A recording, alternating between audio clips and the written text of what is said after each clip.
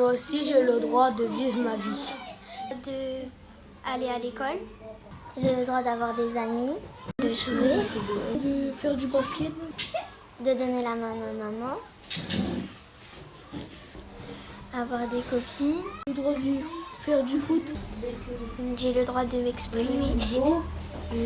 Et de faire comme tous les enfants de la terre.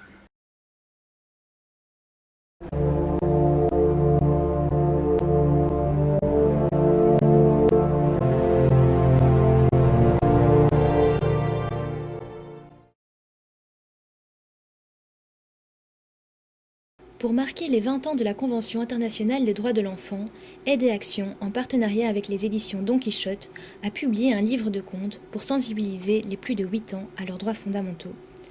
Le livre est illustré par Olivier Marbeuf et la préface est signée Diams.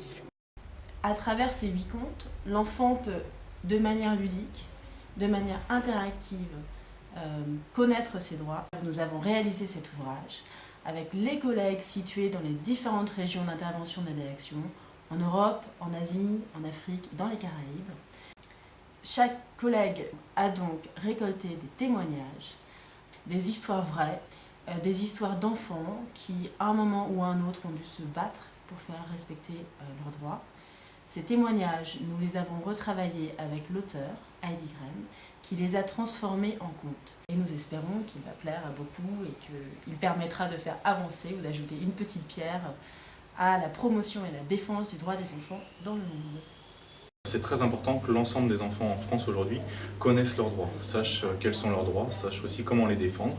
Et puis il y a une autre question, comme on disait tout à l'heure, c'est vrai que c'est avant tout dans certains pays, notamment les pays en développement, en Afrique, en Asie, en Amérique du Sud, que les droits des enfants sont les moins respectés. Donc c'est vrai que c'est aussi important que les jeunes de France aujourd'hui prennent conscience qu'ils peuvent agir pour défendre les droits des autres enfants de leur âge. Donc l'objectif vraiment des animations, c'est 1, leur faire prendre conscience des choses, et 2, les amener à se mobiliser, faire des droits des enfants une réalité pour tous. Pour capter l'attention des enfants et vraiment réussir à les faire s'intéresser à ce sujet, il faut trouver des moyens un petit peu plus ludiques, on va dire, un peu plus interactifs, et puis des moyens de leur faire vraiment prendre conscience d'une situation. De partir par exemple d'un livre de contes, d'une histoire contée, où on raconte l'histoire d'un enfant du même âge, et puis à partir de là, on arrive à faire passer des messages aux jeunes. Par exemple, la question du droit à l'éducation.